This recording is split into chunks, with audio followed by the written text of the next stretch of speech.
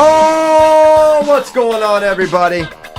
Welcome to episode 905 of FloWrestling Radio Live. I'm your host, Christian Pyles, joined today by Ben Funky Askren, JD Rader, and you, especially you, thankfully you. And it's kind of like Christmas morning, guys. There's something about Bracket Wednesday. It's a source of great joy for me and many wrestling fans. I can't wait for it.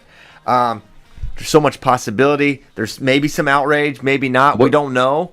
What do you guys think? I got mine already. You got yours? What do you guys think about 157? Oh, yeah. Crazy. I mean, can you believe they did that? I got mine extra early. He got his extra early. But we actually don't have them at this point in time. We will be having a live show this evening when the brackets come out. We'll find out together. I think. And share our thoughts. Yes. It'll be great. We can't wait for that. So we were talking, is it really not till 8 p.m. officially? Normally it's like 4:30 or 5, but they're backing it up. Prime time, Ben. Weird, right? I know. Sort of strange. But Mm-hmm. That's why Shane Sparks isn't here. He always does that, the bracket release show. So he's choosing that over this. And, I won't forgive him for that. No chance. No chance. Funny.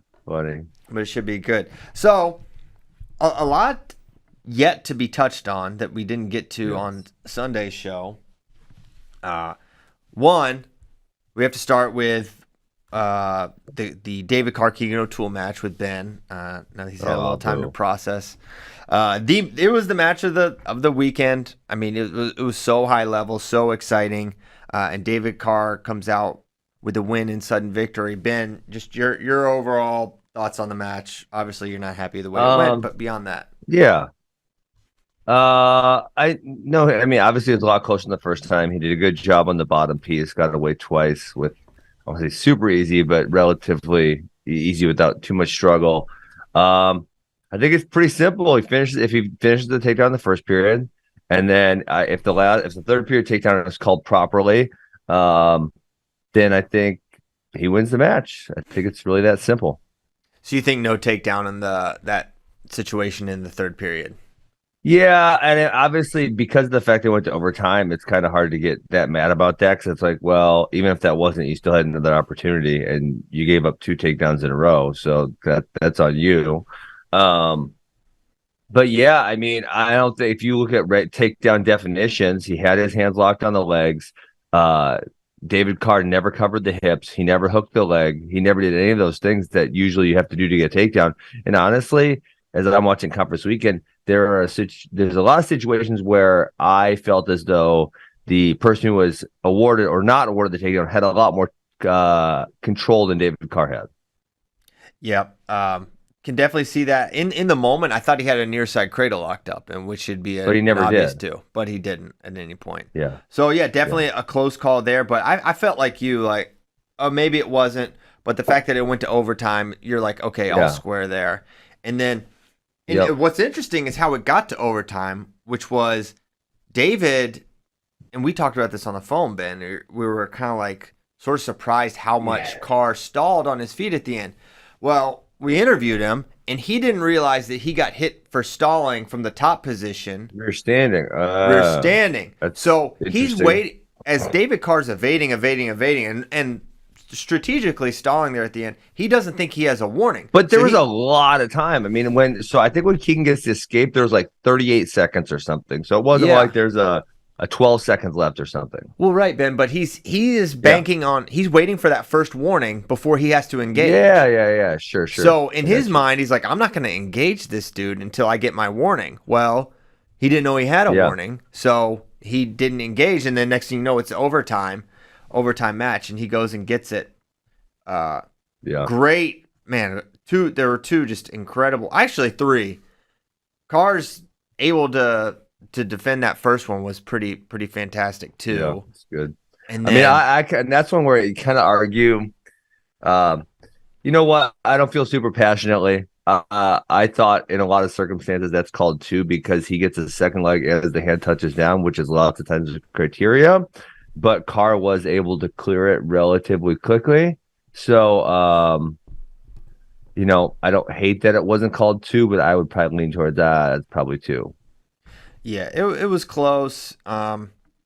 It's one of those scenarios where, you could take a picture of it and say, okay, this is 2. But in the moment, and as fast as everything was going, you know what else they should do? As an aside, they just need wider. They just need more space around the mat where guys can wrestle. Because when you look at the scenario, Carr is like, he's off, his knee was like hovering over the edge, the boundary of the mat. And there's no reason to not just throw on an extra section there and let them both wrestle that out. You can kind of do that in final situations, but people are saying you should do that all the time.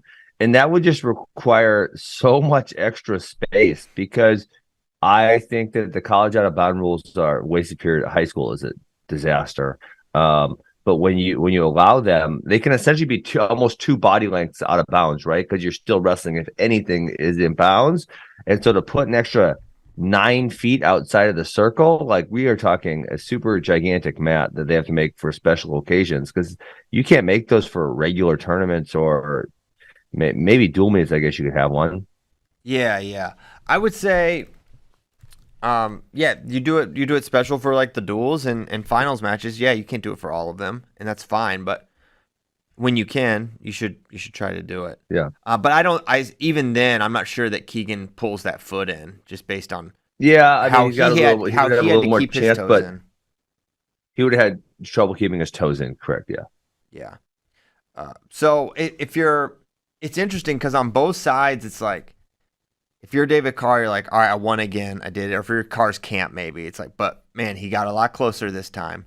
And if you're Keegan, it's like, I got closer, but man, I still can't get over that. David Carr's single leg finishing prowess it's a problem. Very typical. He's very good there. I mean, I was actually just talking to actually I talked about both to 2 different groups of wrestlers Monday, but it's like, Keegan's about as good as it gets D'ing up a single leg, because he has a lot of freaking weapons, and Carr is still able to finish or get very close to finishing.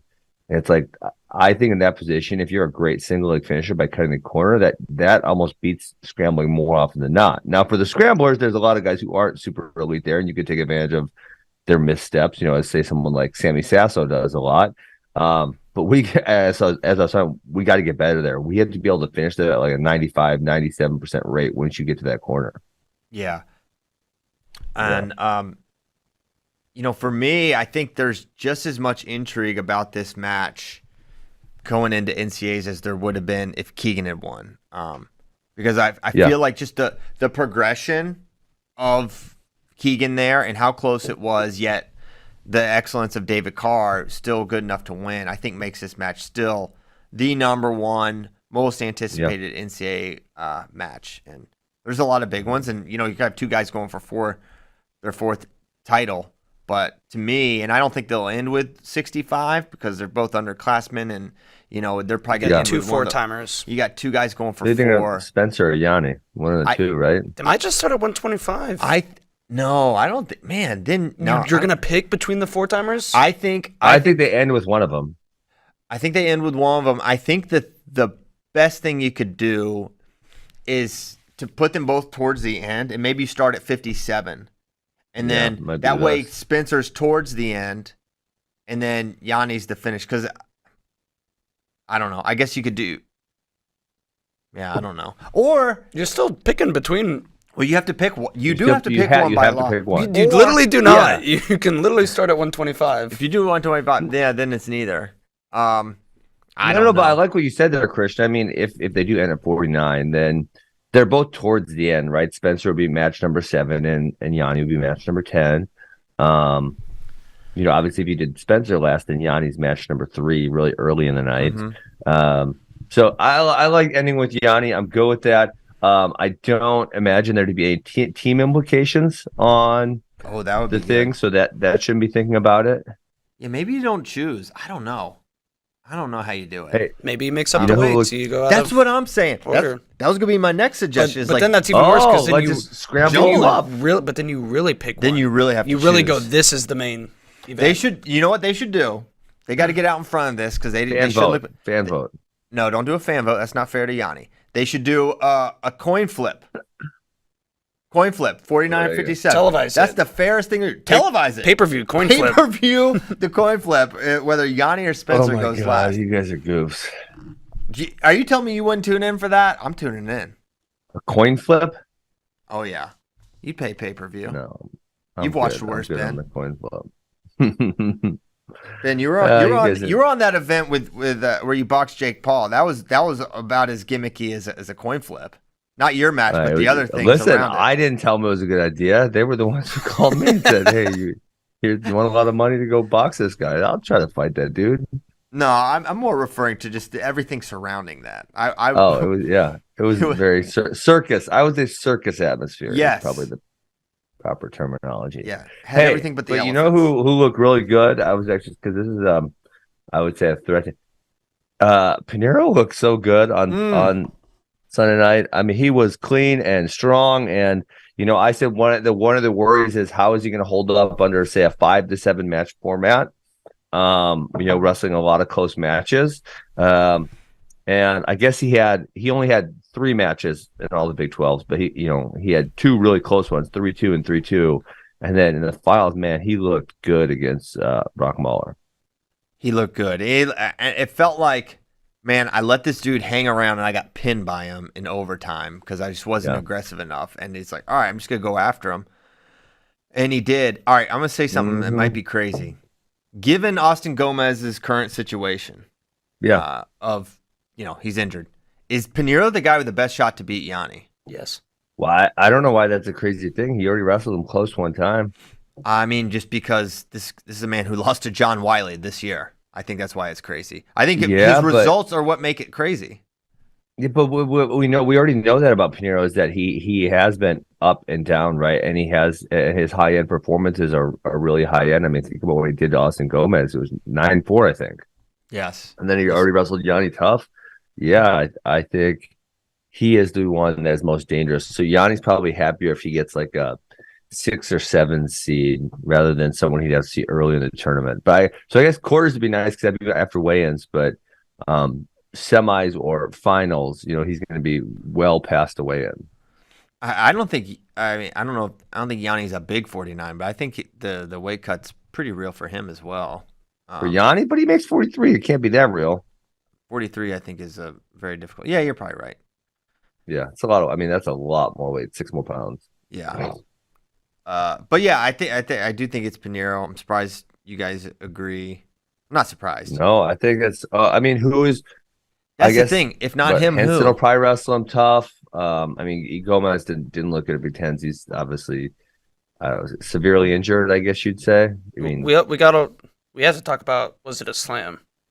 But I think we all I think that was obvious. Yes. Only if you know the rule book is it a slam. If you don't know the rules, you might not think it's a slam, but I mean, he literally leaves his feet and jumps and twists. I don't really see how anyone could argue that wasn't a slam. And now, if you wanted to do away with the slam call at the college level, I could be okay with that.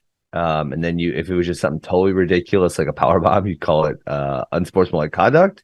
I could get down with that. But if there is a rule that is a slam, that is like definition right there. Yeah. Let me pull up the.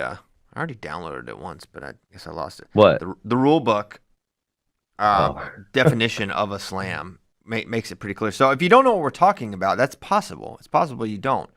Austin Gomez is wrestling Miller from Maryland, and it's the second period. Austin shoots a double leg, and just a standard double leg, and he lifts him in the air, which is fine. But then as he's turning down, oh, wow, he beat me to the punch. What a beast. Tyler with the rule. Wow, Tyler. Wow. This guy says the real deal. Let me read the rule. The term slam is interpreted as lifting and bringing an opponent to the mat with unnecessary force. This infraction may be committed by a wrestler in either top, bottom, or neutral position during a takedown. When a wrestler really? I didn't think it said bottom. I thought it just said top or think Thomas Gilman. Think Thomas Gilman, Alan Waters. Yeah. Probably got changed after that. Honestly, because but they didn't. I don't think they called Thomas on that. They hit Waters. They called on Waters. Yes. But then they issued like preposterous. But then they said, okay, we messed that up pretty bad. When a wrestler lifts the opponent off the mat and brings a wrestler to the mat with excessive force, a slam shall be called without hesitation. So lift him up off the mat, bring him down, excessive force. If an illegal hold start, yeah. So that's pretty much it. So it's a little into, was it excessive force?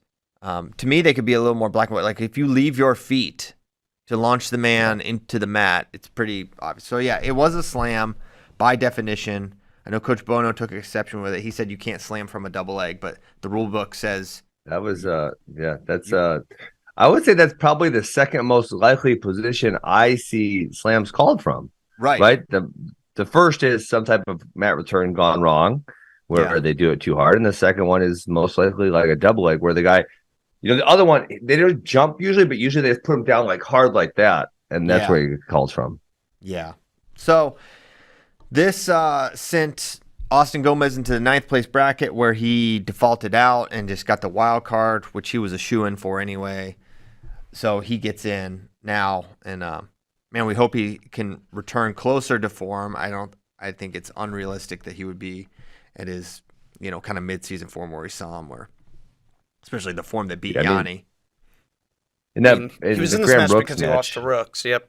Mm-hmm. Yeah. Exactly. The Graham Brooks match, he didn't look great, and even in that Miller match, Miller's not very good, and it was 0-0 or maybe 1-0. Someone had gotten escaped by that point. I don't remember who chose bottom. Gomez got away. It was 1-0 Gomez. Okay. Gomez got away, and then the slam happened. Yes. So, but we were talking about Panero. We talked about the slam. It was a slam. Very obvious slam. So yeah, as I looked at 149 rankings, though, Panero is the obvious most dangerous. I mean, Yanni's beaten Sasso so many times. Parco, I mean, he wrestles hard, but I just don't see it. He already beat Parco soundly. Yeah, Henson kind of feel the same way. Wrestled him tough, but not super competitive. And so I think it's Panero. Yeah, I gotta agree with that. It'll be interesting how they decide the NCAA finals match. Final match. All right, gun to your head, what would you do? Man, I don't know. I mean, to me, if it's just pure ratings, you should start at 33 and end with 125. I don't hate it. I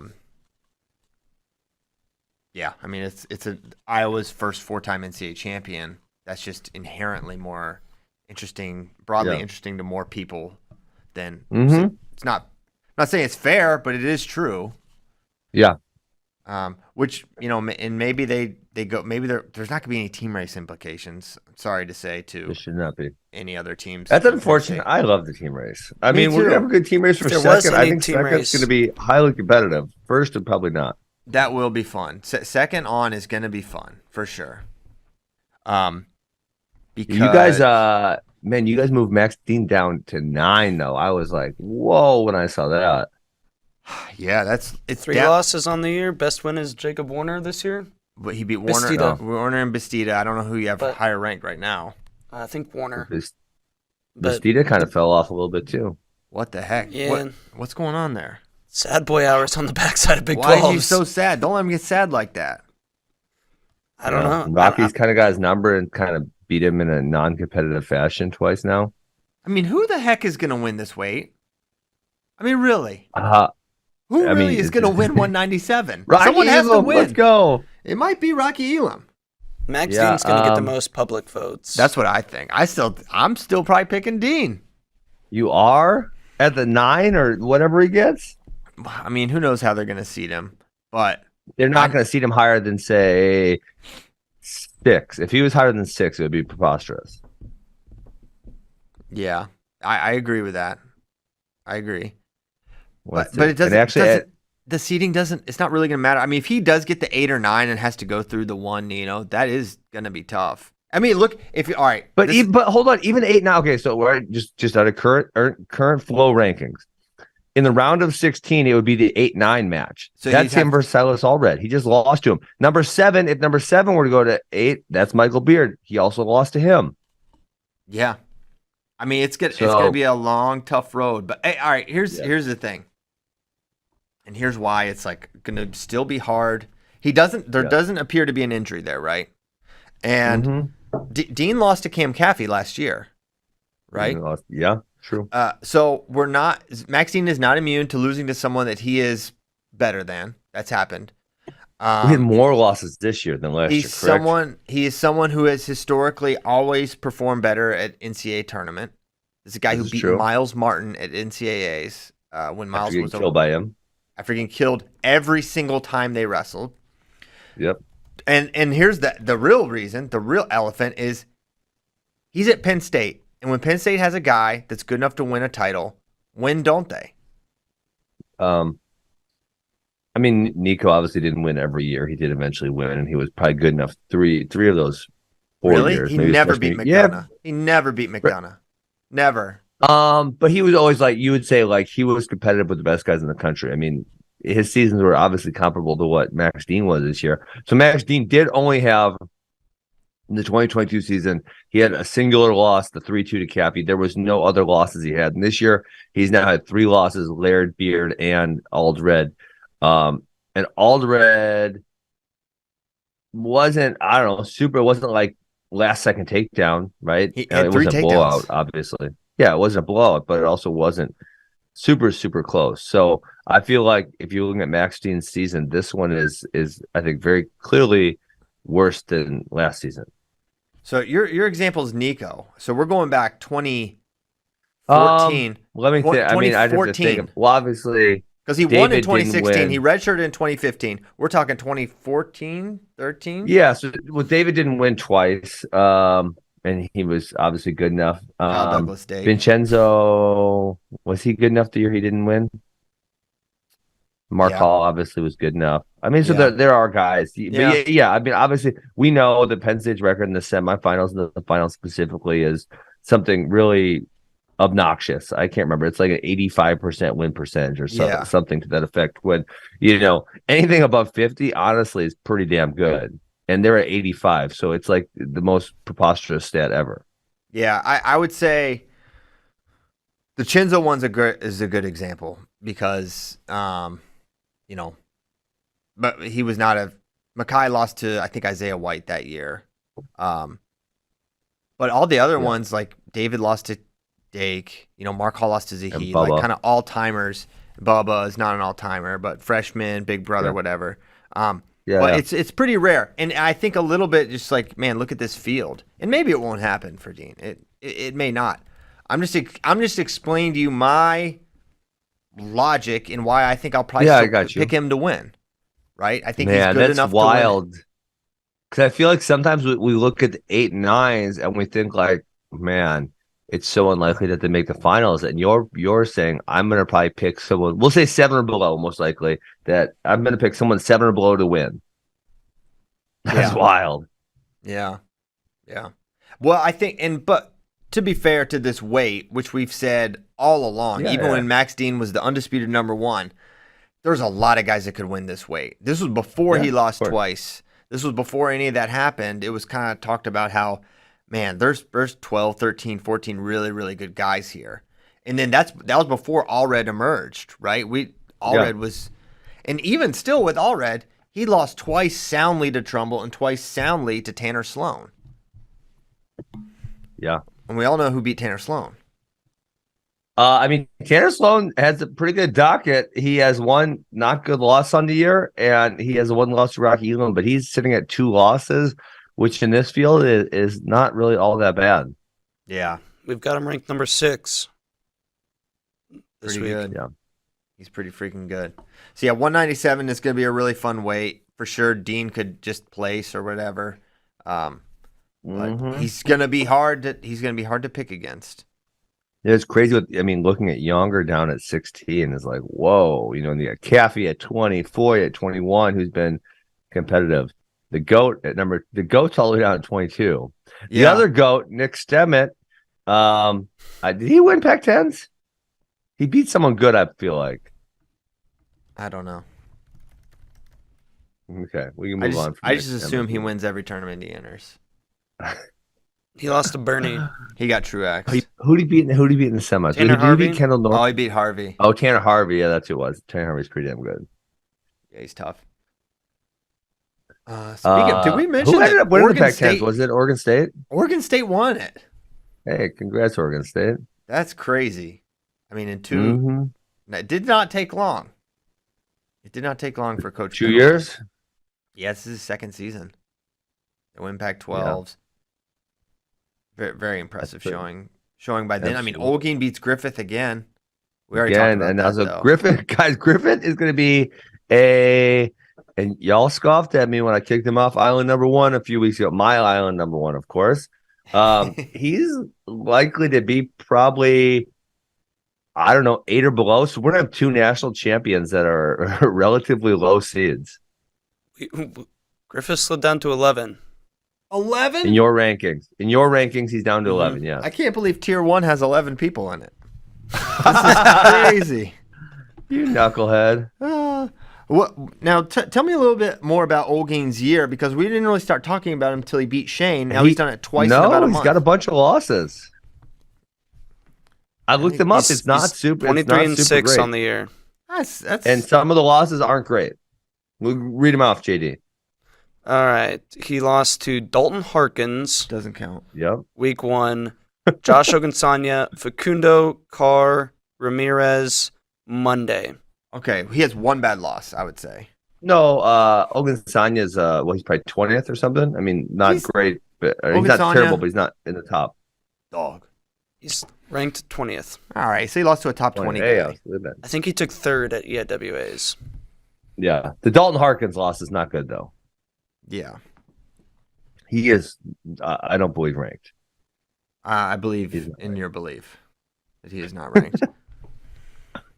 Army guys randomly have who beat Bergen, or who did Bergen beat? Did Bergen beat Cronin this year? He had a really hot start. He beat somebody else too, because he was undefeated going into like Midlands or the Salute. Yeah, that's what you have a hard time like getting fully behind these guys when they have losses like that this year. But Cronin just continues to win and win and win. A lot of people are talking. Really Brandon Kaler he also beat. Dang, at the beginning he beat Cronin and Kaler. Mm-hmm. Yes. And then he beat Steen. He was undefeated. I guess he took his first loss to Ryan Miller at the Army Penn duel. He's pretty tough. Lost to Drake. I mean, I think one of the 2 possible explanations for that, and we talk about it, number 1 would be Bergen. I never heard of him before this year, so I got to imagine he wasn't someone that everyone was expecting a lot out of. And sometimes when that's the case, and honestly, I can tell you, I still haven't watched him a lot, maybe one match, but he has like some tendencies, and then no one knows his tendencies, and he surprises people like a Cronin or a Kaler, and then everyone's like, "Oh wow, he's kind of good now. I should probably like watch him." And they watch him, and they're like, "Oh, I just have to avoid these couple things." Right? Yeah. That happens with a lot of people. And then number 2 would be if some of these guys, they don't come in shape in early to mid-November, and then if someone else wrestles a really hard pace, they have a decent opportunity to win. But then, like by Big Ten times, Cronin's going to wrestle a really hard 7 minutes. Yes, he does. Yeah. Okay, I don't know where or we're just we flowing. Can go anywhere. There's so many topics. We're in a flow state right now. So qualifiers are out. We have every NCAA qualifier. We're hopeful that everyone accepts and can wrestle and as healthy as you can be at this point in time. Some of the better guys that got one, Killian Cardinale, who forfeited out of Big 12s, did not wrestle a match, got one.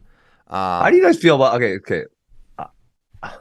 I feel like, and I know we discussed this, man, if you are not healthy enough to even wrestle a singular match, just man, I have a hard time with that. Like, how are you going to be that much better in 10 days? And we've seen a lot of instances where it doesn't work out that well, right? Like, where they're not actually ready, and maybe we should have given someone else that opportunity. So I do feel like, and here's the thing. Here's what we don't know. If the rule was you had to wrestle, you have to wrestle matches at your conference tournament, and you can't do the 1 second gimmick.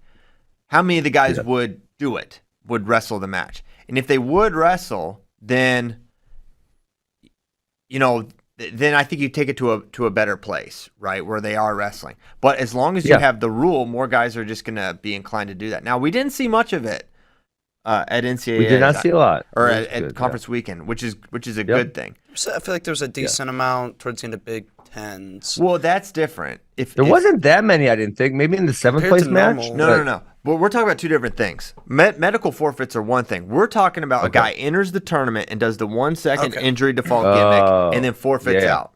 That's very different from wrestling a couple matches and then, all right, you're in the AQ spot and you forfeit out.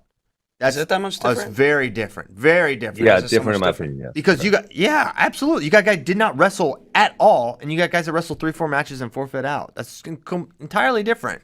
They're taken and the reasons are completely different. Like some of them, maybe there's legitimate injury. Some of them, it's like, all right, I got the seeding, whatever wins, or I already beat this guy. I don't need to beat him again. There's a lot of different reasons for that one. But you've got someone that is not able to wrestle a single match. That is completely different thing. And we've seen time and time again guys do the forfeit out gimmick after a certain point. I mean, Nolf did it and won NCAAs that year. But not wrestling at all like we saw Soriano in 2017, was it? Very rarely are these guys able to do much of anything. It's very rare that turns out like that they can not wrestle and then they can turn around 10 days later and compete at a high level. Yes. So I'm kind of with it. Like, let them. Maybe they should have to wrestle, but when they take advantage, when they use the rule, I don't blame them either, right? I don't vilify that. I agree. That it happens. So I mean, this is a qualifying tournament for a reason. Yes. Yeah, that's a good point. Like you're supposed to, in high school, you got to place a certain threshold in your regional tournament to make it to states or whatever it is. There are no at-larges. What's that? There are no at-larges. There are no at-larges. So I'm with it, but I also am 100% in support of the wild card process. I think it's great. I think guys should be able to get in based on the seasons they had, right? Yeah. I think that's right. Because there'll be a lot of good wrestlers not at NCAAs, although not that many. Not that many. Really, with this year, maybe it was an outlier year, but there's no one like, oh my gosh, this guy needs a wild card. Like Gomez was obviously the big one, and there were mostly just guys who had seasons and didn't have a great conference tournament, and then they ultimately got in. That's how I would describe most of the guys who got the wild cards. You guys sent me a list of guys who didn't get in, and there's not anyone that's like, wow, I can't believe he didn't get in type guys. That's like, those are some tough dudes that didn't get in, but nothing that's crazy. Yeah, Foley was a big one, and he's someone who it was weird with Rayvon because he wrestled basically all year. He just never got it together for whatever reason. Yes. It never really clicked for him. He had a couple good wins, but he majored a lot of losses. Oh my gosh. What happened? I know, crazy. That win alone honestly should kind of get you in. I'm kind of like, well, Dylan Ragason's only he's probably a 12 right now or something. I mean, he's a little lower, guys. Yeah. What's he at? I was talking about he's 12.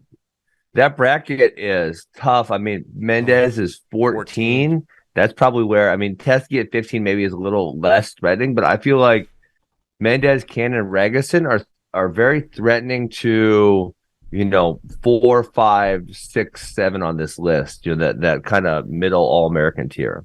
Hey, we didn't talk about, I don't think we talked about it Sunday night, how close Mendez was to making the Big Ten finals and then semi-slid to 6th place. I thought we talked about it.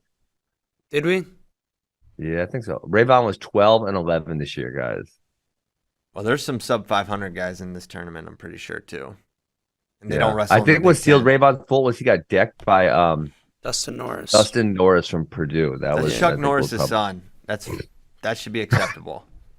You get pinned by Chuck Norris' son, that should allow you to qualify for NCAAs. Should not disqualify you. Oh my God, you're funny. There was also losing to Henry Porter in the duel in February, who I believe got one. Yeah. So. All right. I forget what I was going to look up. But I think that's about right. Okay. I think we were talking about how no one who maybe should have got in didn't get in, or there was nothing that egregious. The thing is, there's 33 guys that qualified for the national tournament. Outside 78, maybe. Right. Yeah. almost 50%. Like, everyone will say Wyatt Sheets went from 33 to All-American. He went from the operating table to the podium. Right. That is a complete outlier performance. For the most part, guys are getting these wild cards because they didn't place in the top whatever at their conference. And so they're just not going to be a huge influence factor at the national tournament.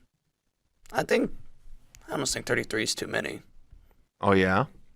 Maybe like 24. I don't mind it. 32 is a perfect number. I don't know why it's under 32. Yeah, why 33? Why are you putting the pigtails? I love it. That's the so best round annoying. in wrestling. It's the so best dumb. round in wrestling. You just like dumb wrestling, Christian. I like dumb, smart. I like all levels of wrestling. Okay. Cale Happel also needed it was a tough tournament for Cale. He got his Swiderski on the backside. Swiderski gets fourth. How about it? He needed to step up and get himself qualified. Now, where do you seed that guy? Got it done. Probably be in the 20s, yeah, I figure, right? Where do you have him ranked?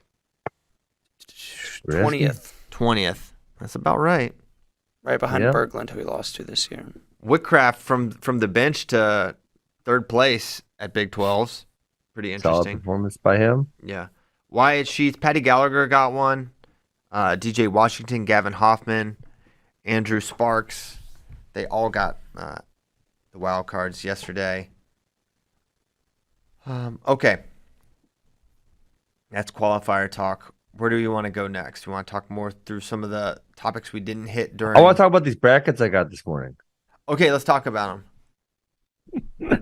Where Ben? No, I wish I got brackets this morning. Dang it! I'm so sad. I have to wait so long. You know, there's a chance Keegan isn't the 2 seed. I mean, obviously, I saw that. I mean, he's a 2 or the 3. But yeah, I mean, putting him at 3 over a guy he beat relatively easily is maybe kind of dumb. But whatever, same thing. Yeah, they just need to make sure he's not the 4. I mean, I don't know how you would justify that at all. Well, I think there's maybe a slight chance he gets to 4. What? Potentially. All right, we'll talk through it. Okay, so the way Ramirez, you're going Ramirez 3? Potentially. That is preposterous. I haven't done all the calculations. Not even that great. Ramirez is solid. Ramirez is boosted by the fact that hold on. That let's Monday explain up. How we're getting there. Okay, got it. Go. Okay, so NCAA seeding is done by a formula. The formula is, and it's done percentage-wise. 25% of it is head-to-head competition. 20% quality wins. 15% coaches rank. 10% results against common opponents. 10% RPI. 10% qualifying event placement. And 10% win percentage. Now. Okay, well, he's got 3 losses on the year, and none of whom were all that close. He lost 10-5 to Carr, 14-4 to Hamidi, and by fall to Peyton Hall. So just run through the head-to-head for both of them. The O'Toole versus Ramirez. All right, I'll do it. Forget it. Go for Ramirez it. has more quality wins than Keegan. Really? So he'll have an advantage there. In the way they do quality wins, it's on a tiering system, which it's very hard to calculate, but it basically does their win percentage, their coaches rank. Who's the quality win? Kennedy Monday, or are we talking about Quincy? Kennedy? That'd be Quincy. Quincy. Yes, that would be certainly a quality win. That's the guy that beat Hamidi. You got others, I'm sure. Hold on. Let's just accept that he has more. Let's just operate. I mean, I don't know that I accept that because I'm looking at his record and I don't. I mean, I guess we're Tanner Cook. I don't know how you're going to define quality win. Matthew Olging is a quality win. That's just because Shane Griffith isn't. He loses too much, and I mean his biggest tour because he got to beat Quincy Monday twice. Because Quincy Monday, I was thinking how bad you'd be mad at the Princeton coaches for Quincy not staying at 157. It is one of the more strange decisions I can Very remember. Strange. It's like, I mean, I feel bad bringing it up, but every time we talk about Quincy Monday at 165, my thought goes, why is he wrestling at 165? It does not make sense. It does not make sense. Look at 157. A true freshman might win it. 157 is a fun weight. They're tough guys, but I think he's the best guy there. Yeah. Yeah, he would okay, be my so pick. Keegan has the Caliendo win twice. That's a good one. I mean, if we're counting guys like Wyatt Sheets, Tanner Cook, Peyton Hall, Nyhouse is 16, which I don't think he's that great on here. Yeah. The common opponent should help him because he beat Hall, who beat Ramirez. Mm-hmm. So he has the advantage in common opponent. No, well, Nomad has it as 5-5. I don't know that I would agree with that. Yeah, there's no. There's no one that Keegan's lost to that Ramirez has beat because the only person Keegan has lost to would be David Carr. What's silly is I don't know how you feel about this in terms of the ranking or the seeding formula.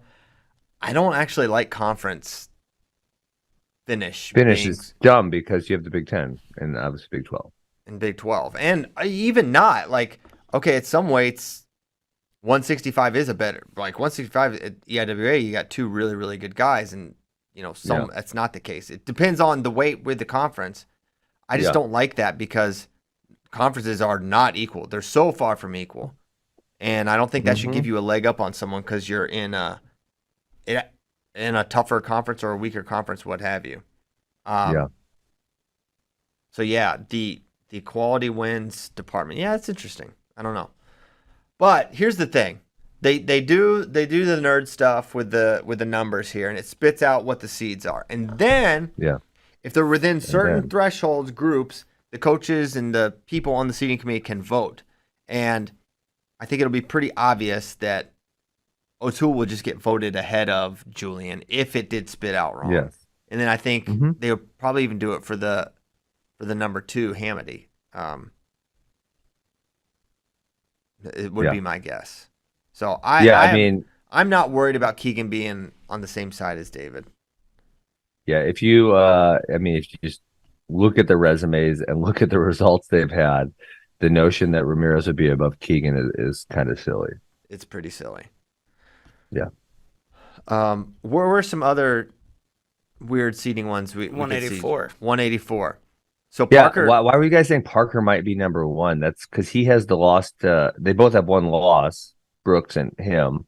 I feel like he's the obvious 2. So maybe it's because he also beat Trent. Yeah, I don't know. Because Coleman is a worse loss. I think probably in theory. I think that could be part of it. But I think it's going to finish within the threshold, and they're just going to vote Brooks 1. That's what they should do. I would think so. I can't imagine. Yeah, can't imagine it's any other way. Because imagine, and that could set up a Coleman Brooks rematch in the semis, which is pretty fun. Yeah, that should be. And then Parker Hidley for the semi there. But I don't think Brooks will. I would be really surprised if Brooks. That would be a bad move. Yes, bad move. But do you think there's a chance, JD? Yeah, I hope not. What's the case for Parker at the 1? Because he beat the guy that beat Brooks this year. And you don't take into account NWCA All-Star? Yeah. Yeah. I know that part. And like I guess those top tier guys the all have All-Star one not loss. being taken into account seems really so stupid. Yeah, well, officially you're not supposed to. the Last Chance Open counts, but not the 7-minute matches. Those top 3 guys all have one loss, and Brooks has the worst loss. Yeah, I guess so. And you can't take into account past prior credentials and past seasons. Yeah, that gets taken into account when they start voting. Correct. That's when it gets taken into account. But I think at that point, just common sense will reign supreme. Man, if you're Is it common sense? Like, I know, yes, it is, but like at the same time, no, it is. This man lost. Listen, I love Parker, but that's common sense to put Brooks number 1, Parker number 2. Dude, if Parker got the 1, that would be That would be thrilling. He'd be almost not a lock to make the finals, but my gosh, he beats Marcus Coleman so many times. Many times. He's so aggressive, man. It's crazy. His attack rate is pretty insane. Yeah. And he's pretty good. I mean, Marcus Coleman's a good scrambler, but he is pretty good at finishing on him. You know, he finishes a relatively high percentage of the time. Yes. 33. Do we feel pretty certain it's going to be? Dayton comes out ahead of RBY in the Matrix. They'll just vote him up. But it'll be Roman, Dayton, Vito is a lock for the top 3 seeds there, right? It's got to be. So it should be a Dayton, Vito semi. That's exciting. But 25, do we think we'll see Cronin, Glory, semi, and then would it be? Do we think Ramos is going to get the 4? It'll be DiAgostino, right? DiAgostino's going to get the 4? I just can't. He beat Ramos at Big Tens. But, man, at some point, the season's got to matter somewhat. Who else would get it?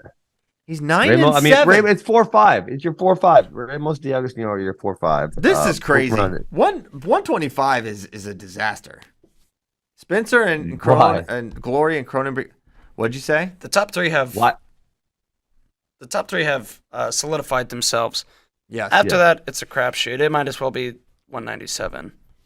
After that, all the way down to I don't know, long ways. Ventresca, like Jack maybe? Medley, Ventresca. Whitcraft might throw someone on their head. Jory Volk beat some good guys. Joey Prada's from Virginia. He didn't have a good Big 12s, I don't think. Doesn't need to. I think Volk was your pick. I feel like Brandon Kaler has been kind of coming on. I feel like Brandon Kaler's been coming on a little bit at the end of the season. Right? I kind of after he placed and then he kind of struggled to start the year, I was like, I wonder if it's kind of like a flukish type of performance. Yeah, you see those. Lucky. But now he's kind of rounding into form. He beat Courtney, who now where does Courtney maybe get Coach seated? Pelton's got the peaking formula. Maybe he do. Yeah. Let's see. So, I mean, he's taken a few. I guess. The Mastro loss is not all that great, but he's a guy. But other than that, most of his losses are first semester. The Berg one was surprising, and they're not that bad because he lost to Ramos and Cronin at CKLV, both in close matches. Those don't look that bad right now. Yeah. Overtime to Unger, that one's kind of bad, but that is still first semester. And then I guess the Mastro lost because Mastro just went full-time zoo worker. He's not even competing anymore. I think Shane would just theorize a very rigorous course load in the first semester. That's possible. He's like, definitely possible. He had biology labs. Guys, biology labs. At Oregon Maybe State, his girlfriend no broke joke. up with him. That's my favorite one. What'd you say? His girlfriend? I said when his girlfriend broke up. Remember Shane tells a story about I don't even recall who. Darian Cruz. Yeah. He loves just putting Darian Cruz's love life in the streets. That's so funny. But yeah, Kaler is definitely rounding form. No terrible losses, but it didn't seem like he was going to take a jump forward. But now he's looking good. And where does Courtney get seated in all this mess? He's missed half the year, in and out. He doesn't have like a good stamp win, really. He could be. And he's still really good. Yeah, Courtney has not had a great year. He's got a few good wins, but some maybe way more losses than previous years. But he is still a dangerous opponent for a lot of these people. And Killian Cardinal, I feel similarly. Like, man, when he's been right, he's on Courtney's level. He's like one of those kind of guys. But he hasn't been right all year because didn't he not finish Midlands? Yes, correct. Yeah, I mean that's tough. Yes, it is. I mean, so Brandon Courtney's losses aren't that bad this year. Barnett, Glory, Cronin, Kaler. Those are all super tough dudes. Yeah. Hey, how about Cronin? He's up there with most improved on the year. Oh, absolutely. For sure. And it's kind of crazy because he's had a career before this. Like, this is his second career. We knew where he was. He changed careers. 6 years. It wasn't a second year or a third year jump. The rare seventh year jump. The rare seventh year. Yeah, the rare seventh year jump. You know what it is? So Tvelta Lognev. Man, a lot of people are saying this is like Tervel effect with how great Nebraska's been doing, which certainly could be a big factor. Maybe. But I think it's a little dismissive of what Coach Manning and Snyder have built there. But I think Tervel, I don't know. Huskers just needed to get a Loper in the room. they just need a Loper in the room. Nebraska school systems. No, but okay. Listen, Tervel, he's good. I think he maybe did some things, and that's great. But the but is Manning and Snyder have been together for 12 years now, or a very long time. And even prior to Manning, Snyder, Manning and whomever else he had, they had some really good years. And then, I mean, Manning's been around forever. I think he's been a coach since like 99 or 2000. They had some really good years in the mid 2000s. They had some really good years in the teens. I mean, they've just been, and I don't particularly love Coach Manning, but he's been a damn good coach for a really long time. Why don't you love Coach Manning? There. What? Why don't you love Coach Manning? He's just so angry. I mean, and you know what? Now, as I don't a coach, think he's angry.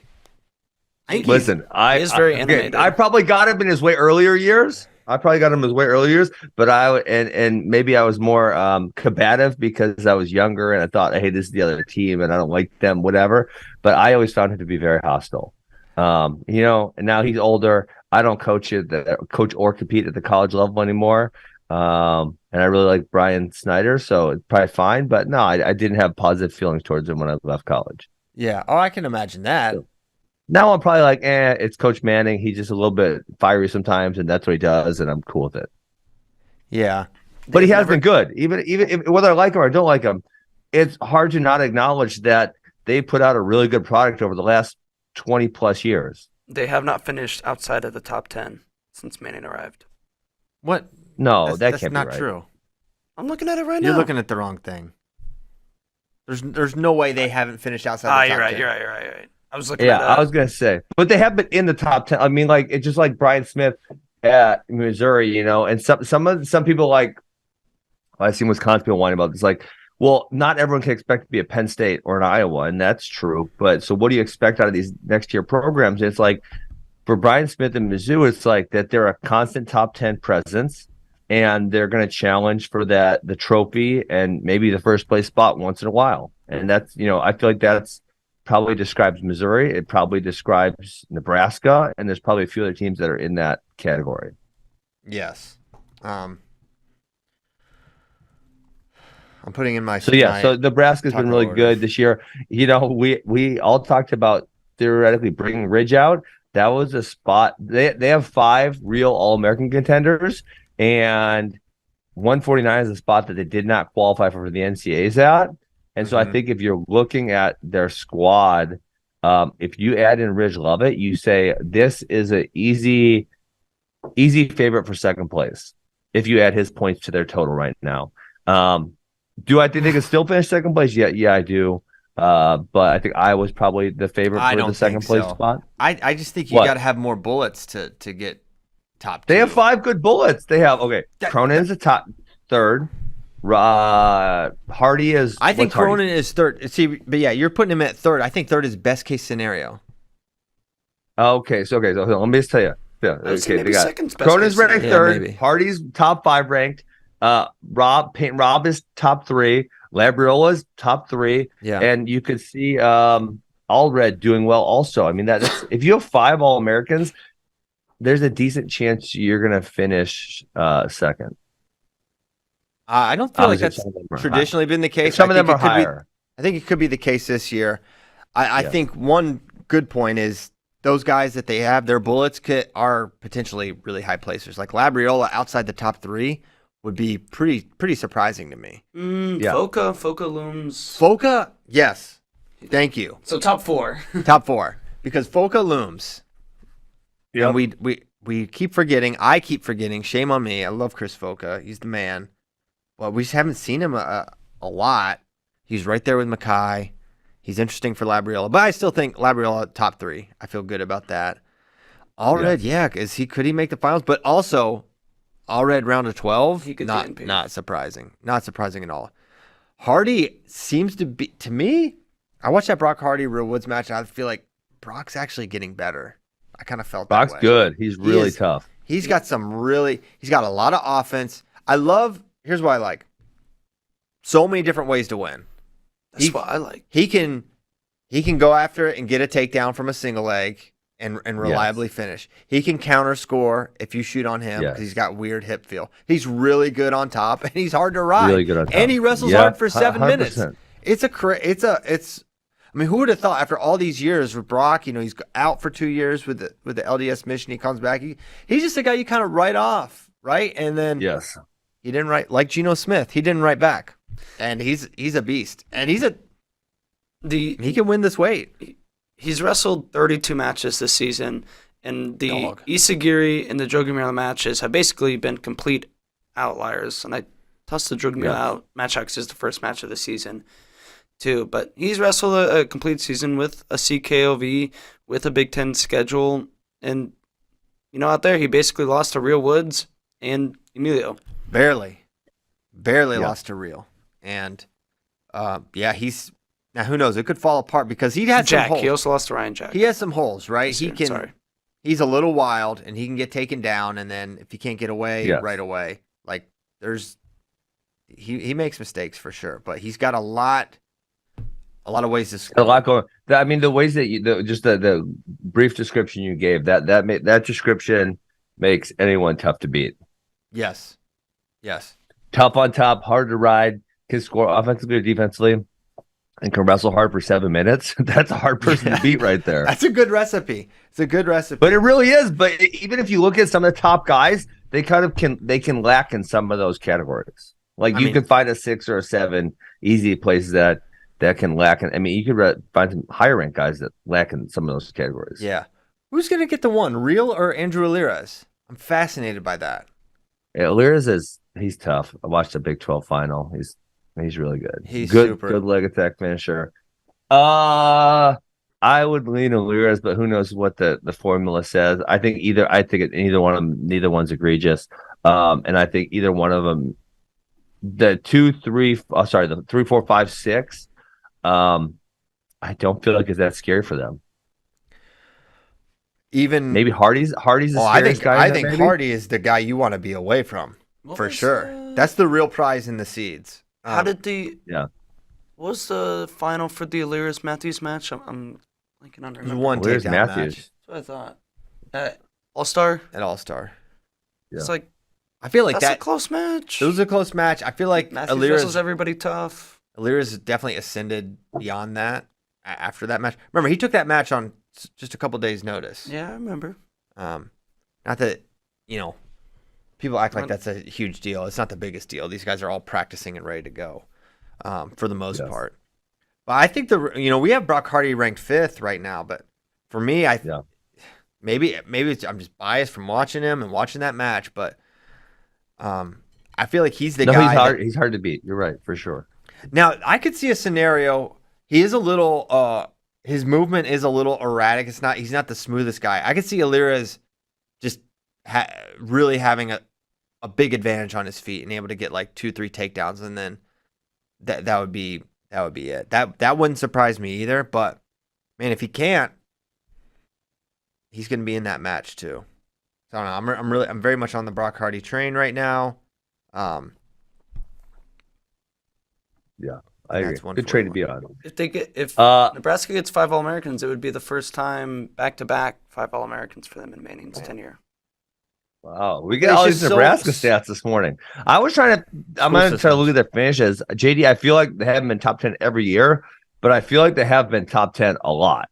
Yeah, they were. So it goes 5th, 12th, canceled, 10th, 9, 9, 8, 9, 11, 13, 21, 12, 12, 4, 4, 16, 16, 19, 5. That goes back to 2004. Now we're back. That's pretty damn good. There's a lot of top 10s in that. Well, you probably mentioned 8 to 10 top 10 finishes. It's a lot. A couple trophies. Yeah, they're in the mix. It hurts just having there's just not much margin for error for that team. Yes. And they everyone's talking about how good they did. Iowa destroyed them.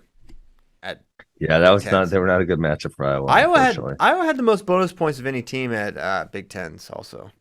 Boom! Look at that. She didn't know that. Now, really, where's the stats? You got a stat sheet for me? I'd like to look at it. I don't have it handy. Now, two of those were two KOs from Max Murin help. No, that's injury default. That's not a bonus point. Yeah, What are you talking about? You get pinpoints for that. I know you get pinpoints, but if I'm saying, hey, Christian, look at my bonus stats, I'm listing the amount of pins, technical falls, and major decisions. I'm not saying I got injury defaults. Scored the most bonus points. Their team scored the most bonus points, and that's part of it. When you're generally categorizing bonus points, you're not including injury defaults and forfeits. Okay. That would be like a separate category of like almost like a no contest to a certain extent. Like it doesn't count against you, but it doesn't count for you type of thing. I actually believe that to be true for like Hodge stats. Like they're not going to list. He got 3 forfeits in there. Iowa had the most pins and tech falls with 5 falls in 20 minutes and 26 seconds. Yeah, Penn State had 1, 6, 7, 10.5, 11.5 bonus points. And Iowa, 11.5 for Penn State, had 3, 5, 9, 12, 14, 16, 18, 22. So double. Dang, doubled them up. Now, Penn State did get the most match points. But that's because maybe they weren't pinning dudes. That would, yeah. That does. Who is Penn State? None of Penn State's best guys are super bonus pointers. I mean, they'll get a decent amount of majors and maybe some tech falls, but none of them are really pinners at this point. No. I mean, their 3 best wrestlers are Brooks, Starachi, and Roman in some order there, and they're just neutral dynamos. And that's and not tons on top. Sticking on Nebraska train, Nebraska with the highest here we go. seed to place difference at Big Tens. Whoa. Hey, 7. Good job, Nebraska. The Fighting Meissingers of Michigan got 5. They were the second place team. Penn State was 11th because all their guys were seeded 1. Hard to move up. Yeah. Well, let's see. Did they have anyone? What did Bartlett? Bartlett was seeded 2 and finished 3. Yeah. It's a -1. Oh my gosh. All right, I'm gonna behave right now. What? You're gonna yell about how great Paul Bartlett is? He is great. He's actually having a really good year. You made me be the negative Bartlett guy because you were the overly positive Bartlett guy, but generally speaking, he's a pretty darn good wrestler. He's a good wrestler. Were you surprised in the Hardy match at all from that? He wrestled him tough. I don't think so. That was a close match. If you watch the whole match, it was very competitive. There were a lot of very nip and tuck scrambles. Some of them went his way. I mean, he came out and got the first takedown immediately. I'm pretty sure, if I'm remembering correctly. It was really nice. So wasn't it the one? Wait, or did he defend it really well? I feel like Hardy was in rear standing, and then somehow Bartlett got the takedown. Am I wrong on that? Now I want to go back and rewatch it. Now I'm kind of second guessing myself. But Where can I find it? Is it not only on Big Ten Plus? That's where I go. Replays. YouTube probably uploaded semifinal matches because that was a semifinal, right? YouTube uploaded it. What is YouTube? What is this? Yeah, I can't remember what mat that was on. I'm googling it, or I'm YouTubing it. See if we can find it on YouTube. That would have been in the second session, right? Got it. Every semifinal match. Yeah, semifinal match. Ooh. Wow. That's how every semifinal match in the Big Ten. So we have that on, this is on the YouTube. Yeah. Are they just going to play them back to back, or what are they going to do here? I don't know how they're going to do it.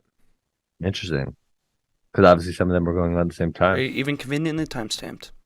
Yeah. Good job, really, Big Ten where? Network. He just texted it to you. Oh, beautiful. Oh, yeah, go back here. You go, JD. All right. Anyway, we can't just do. We gotta go. We gotta. All right, we gotta go. Yeah. Sometimes it's hard on live radio. Trying to get focused here. Yes, it is. RBY.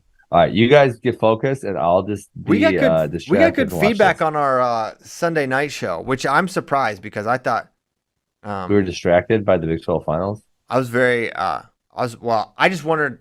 I haven't listened to it back, but I was like, man, I'm really tired. In this, I guess we were excited enough. We got it done. So. Maybe we'll do that again. Why don't we go to some questions while we're bouncing around here? Hey, can we have your quant division do something for me? Let's have Ben. Yeah, let's have Ben. Let's help you. What do you want? I need to be in charge of the quant division is what needs to happen. Yeah, everyone loves to just put more work on my team. Yeah. Well, no. You need to hire someone else. Bo got in right away, but didn't. What? Just hire someone.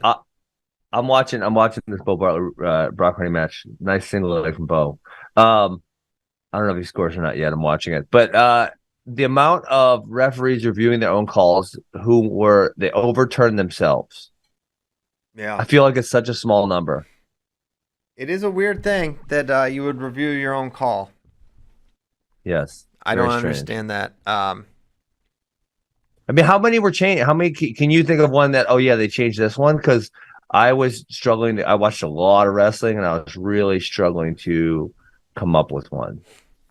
No, it's for sure happened, but yeah, it's just not a good look either way. It's not. You shouldn't put the ref in that position. Yeah, in my opinion. Okay. Yeah, okay. Moving on, but yes, we're hiring someone for division. that. Get after that. Yeah.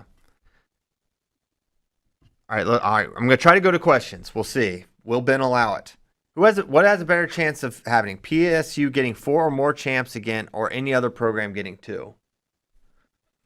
I think any other program getting 2 because I could see Spencer Lee and Real from Iowa for sure. I could see Keegan and Elam from Missouri. There's no other options for 2 champs, though, right? Those 2 are my only 2. Those are the only 2. Well, I'm saying what other teams could get 2 champions, realistically? Brock Hardy and Bastida Peyton Robb. resurrects from the dead, and they get Carr and Bastida. Brock Hardy, Peyton Robb. Bastida from the dead? Carr and Panero. Come on. Vito and Yanni. Polka and Yanni. I feel like the first 2 you listed are the most likely. Yeah, those are most likely. Iowa and Missouri. Yeah. I'd say... I don't hate Brock Hardy and Peyton Robb. I mean, it's you'd be a big you'd win a lot of money on betting for that parlay right there, but I don't hate it. Iowa is the second most likely for sure because Spencer is as big a favorite as we have going into his tournament, and I view Real as probably like 50-50 to win it. Hey, sorry, I was correct on the Bo Bartlett. Ridge Lovett was rear standing, and Bo Bartlett hit like a standing Granby, came up behind him. Shout out Ridge Lovett. Oh my! They pulled his red shirt after all, and he wrestled his teammate. That was pretty sweet. That's the wrestle. That's where Nebraska does their. You know what I meant? Damn it! I have no idea what you could have possibly meant. No, I'm just kidding. I'm talking about Brock Hardy and Bo Bartlett. I just told you I was going to watch that match. I know. I'm picking on you. Dan. Jeez Louise. I mean, Bartlett and Ridge Lovett both got curly hair. That's very true. True story. Could easily to confuse. Penn State get 6? Is that Champs? Crazy? Yeah, I think it's unlikely. It's unlikely. So what are the chances in order of likelihood? I think you have three likelies, 3 where they're the favorite, and Brooks, now Roman, Starachi. Max Dean is clearly not the favorite. NCAA champion Max Dean. So who's the next most likely? Dean, probably? Kirkford's not all that far. Honestly, Kirkford, maybe. I think Greg is. I mean, he lost in overtime. Yeah. To a guy he's beaten multiple times. Also, and he was Penn State game plan, Saturday night. That's a thing. And unless Colton Schultz does his own Undertaker meme and is back to last year's Colton Schultz, I don't see anyone stopping Greg from making the finals. So it's gonna. Well, honestly, Hendrickson and Schultz are. You guys have them ranked 4-5. I mean, that's a decent matchup. But yeah, when you go down Shyler Davidson, like Elam Treffin, I don't think those guys could beat Greg. And Cassiope has now lost 3 in a row to him. Yes. So, and it's getting, I feel like he's pulling away. Nomad has Kirk getting the 2, Cassiope getting the 5, Schultz the 4. So who's the 3 then in that scenario? Hendrickson? Paris, Hendrickson, Kirkfleet, Schultz, Cassiope. Well, you said Kirkfleet too. Sorry. Got it. Hey, listen. Hendrickson Kirkfleet could be really fun. That could be fun. Any Hendrickson match is fun. That's true. Hendrickson's going to get wild on him. Yeah. He's a Henderson wild he really does just send it every single time. He just goes out there and freaking tries to attack him like a honey badger. Yeah, and he's gotten bigger this year too. Yes, for sure. Only losses to Paris, correct? Yeah, it's his only loss. Interesting. Yeah, I could see him getting it. All right, here's another question. More surprising, Fix winning 33 or Haynes winning 57? I love these Probably either or Haynes. questions. I don't know why. That's a good question. That's a good More question. surprising. Man. Yeah, it's tough. That's a Probably tough one Haynes. because we've seen Dayton lose to Roman so many times in a row now, and it's hard to imagine it the other way. Then at the same time, you're thinking, well, Dayton Fix is obviously he's been so close, and Haynes is a freshman, and there's a lot of guys who could potentially threaten him. Yeah, it's really 157 is tough. tough. It's definitely 157. It's definitely Haynes more surprising. Ben, I want to get your take on this. What? Josh Humphreys beats Peyton Robb last year at NCAAs, goes undefeated this year. Where should he be? Yeah, that's a good one because And- when we said that the other day, I did not think Josh Humphreys was undefeated. I thought he had one loss. Nope. And He does not. I don't know. Do you put him at one? That's a he You lost to O'Connor at NCAAs. So he last probably, year. Yeah, last year. Which once again, those don't come into account. We're not supposed to. 16-0. Let's see. Best wins.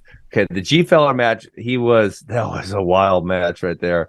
He's got the G Feller. He's got Ed Scott and Artelona. He really doesn't have a lot of highly ranked wins. I don't know. I don't care if you put him at 2 or 3 or 4 or 5. I'm not. He really should be offended 5. on- I think he's the 5. I don't hate him at that's 5. And that's where we ranked him. But also remember, he wrestled against Penn State. Levi Haynes did not wrestle him. Bear Claw wrestled, That's a good denying point. him of that opportunity. Mm-hmm. But he denied himself plenty of opportunities also. What He did missed a lot. Did they go to the scuffle or did they go to where did they go that he missed? They went. I forget what they did for holiday tournaments. Let's look. Lehigh. Lehigh. Because wrestling all that's on here before the EIWAs is all duels, and it feels like he wrestled 12 duels. That's kind of a lot of duels, so he must have missed not do a one tournament? Oh, they did collegiate duels. They didn't do. So They he did was a- there because he they did the wrestled. Wranglemania. He wrestled Wick, Scott, He just wrestled and their schedule. Dang. He did wrestle. Did he wrestle a match at 165? one match against Isaac Wilcox. Yeah, Interesting. Yeah, maybe so. I don't know. but then why would Lehigh they have that few matches on their schedule? Yeah, I thought he missed more time.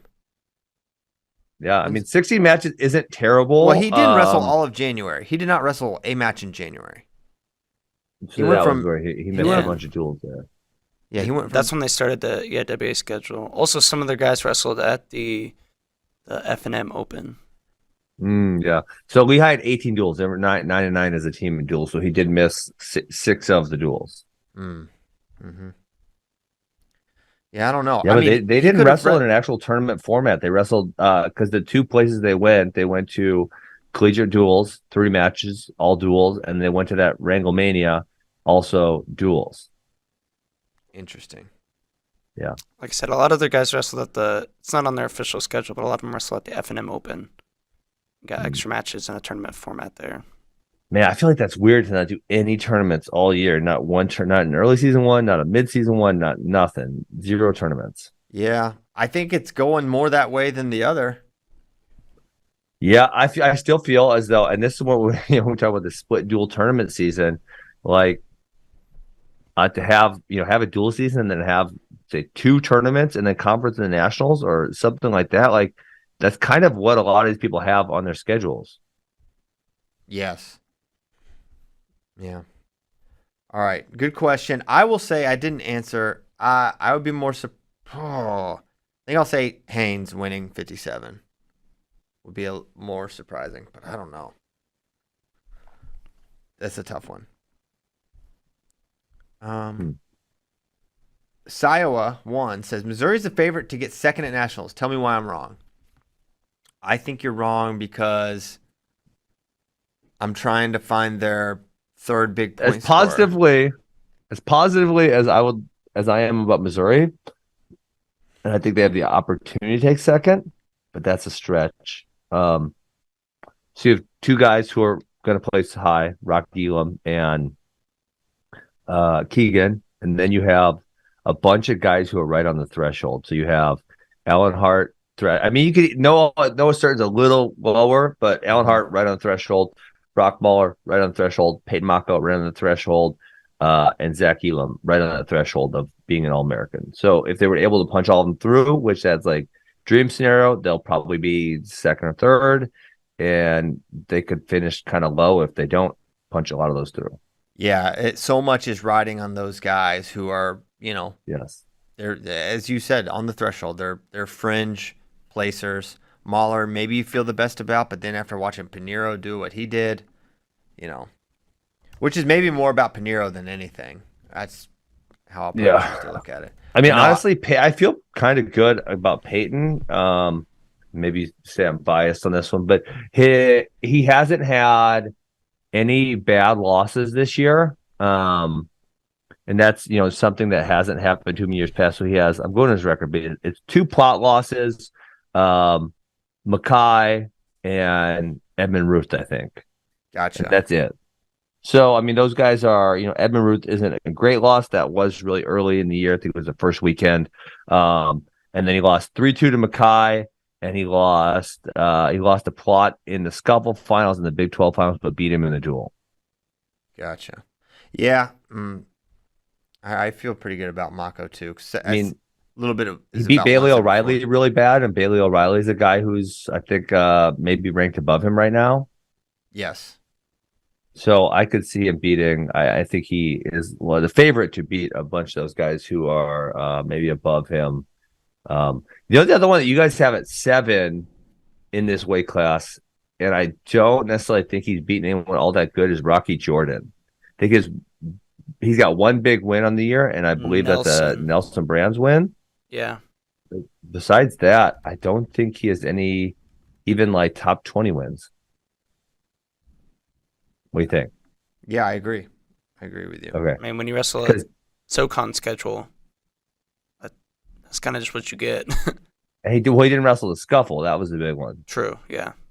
So he's got an Edmund Ruth loss, and he's got a Donnell Washington loss, and he has a Nelson Brands win. And then his next highest win after that is Will Miller from App State twice. Yeah. And then after him, you got to kind of jump a long ways down to find someone else who's even very good. Man, we got multiple questions about if you should be eligible for at-large if you don't wrestle in conference. Nikki Freestyle and Pretty Rock. I don't hate not being eligible. I feel like you should have to wrestle just because, man, what are the chances you're going to compete at a high level? I mean, really, what we really want is we want the best 33 guys on that day, right? Just because you were the best before we have an injury doesn't mean you're one of the best 33 guys. You want the best 33 guys in the NCAA wrestling at the NCAA tournament. And, someone who's that hurt that they can't even compete in one match is maybe not one of those guys at that point in time. They probably are at other times, but maybe not then. Yeah. I don't know how you fix it because the 1 second injury default gimmick still exists. And you can say, because they do have to take the mat, right? Technically, they worded yes. They changed the wording, I think. So it's not supposed to, I think. Well, they still do it. Yeah. They still do that gimmick. So, yeah, I don't know how injury defaults under 1 minute do not count as matches. I forget exactly what the wording is. I have to go back and look it up. Wrestle 1 minute. Yeah. If they said, hey, and I don't know how you police it in terms of like, are you okay? Now, what if you legitimately wrestle and you legitimately get injured in the match? You'd have to injury default in your first match, and then you have to forfeit out. Should you be done? But isn't that a little bit the same scenario of, are you going to be healthy? Yeah, are you going to be healthy in 10 days? If you legitimately cannot finish the match, are you going to be healthy in 10 days? Well, I think there are acute injuries that you definitively cannot wrestle on a day, and literally in a day or two, it's possible to be able to wrestle, right? Which ones? I don't know, like a head injury maybe.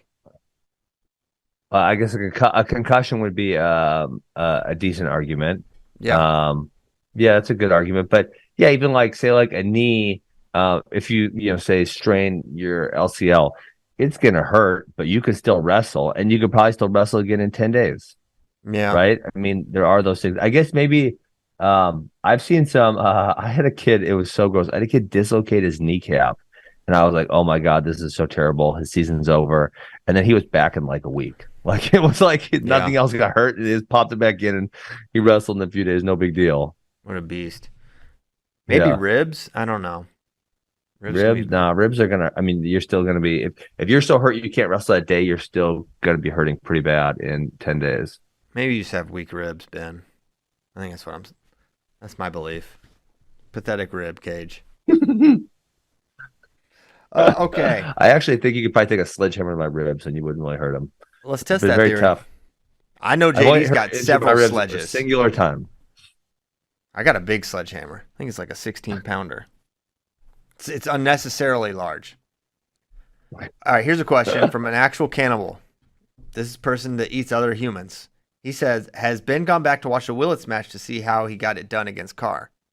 I did watch it. It was you made this comment to me yesterday, Christian. It's like the David Carr of last year would not have beaten Keegan. And that's I felt like watching that match is like David Carr just doesn't look that good. It's not a very accurate reflection on how good David Carr actually is. So I watched a bunch of other matches, a higher level match. I watched Del Vecchia, Nolf, some of the Deacon matches, a bunch more. I can't remember which other ones. Yeah, he has definitively jumped levels. I don't know. Partially, there are a couple factors. One, he knows the test that awaits him up a weight. Two, maybe it benefited him to go up in weight. I know he was a big 57 as a freshman, and he did it for several years.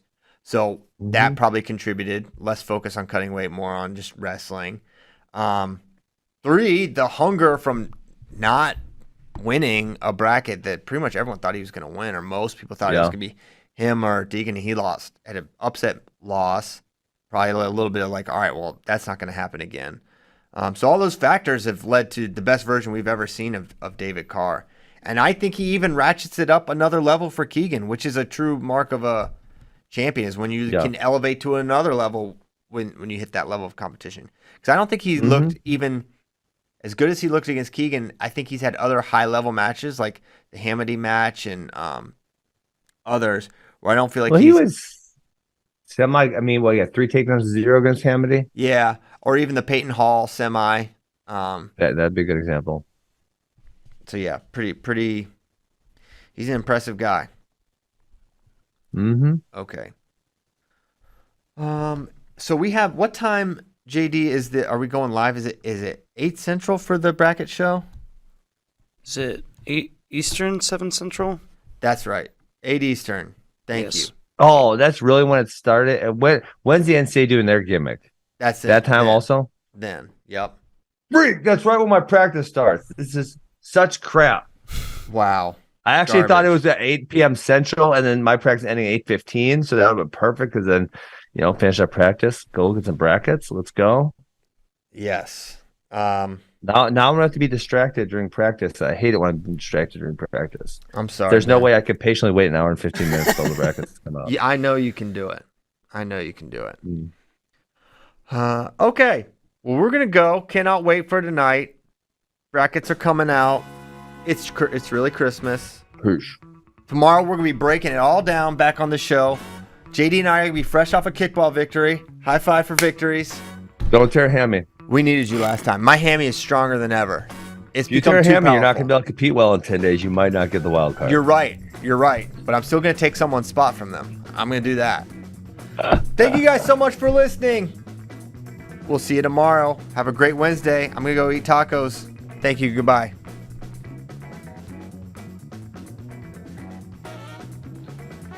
we're 100% losing kickball.